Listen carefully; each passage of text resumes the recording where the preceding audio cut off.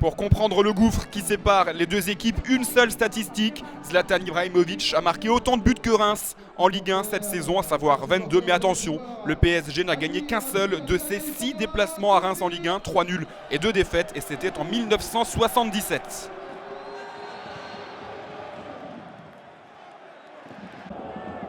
Le banc de touche parisien avec David Beckham, que vous voyez au centre, va assister à la première occasion parisienne de la rencontre. Ibrahimovic à l'entrée de la surface de réparation qui oblige Agassa à un arrêt.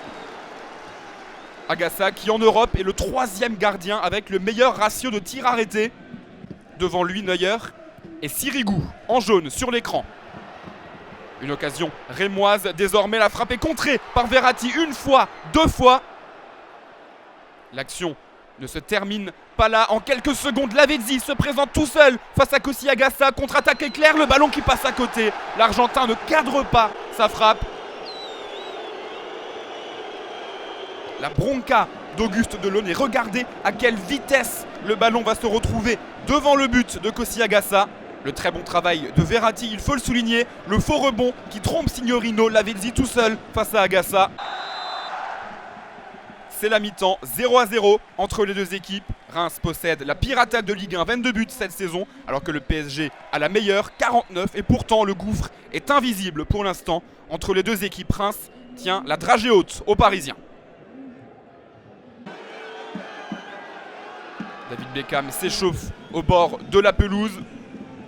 Et il va assister au chef-d'œuvre de la journée, chef-d'œuvre refusé à Zlatan Ibrahimovic. La frappe croisée du pied gauche à l'aveugle dans le petit filet opposé.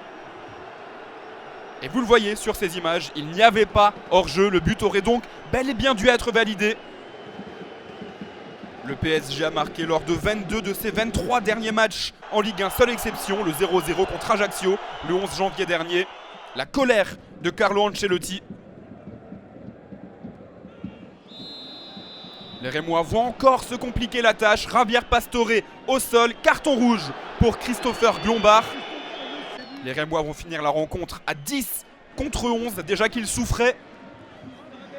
Vous voyez le ralenti de la faute.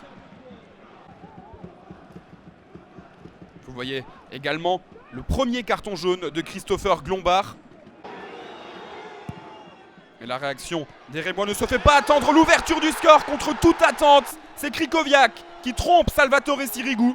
Reims n'a gagné qu'un seul de ses 18 derniers matchs de championnat et est en train de faire tomber le Paris Saint-Germain. Incroyable scénario.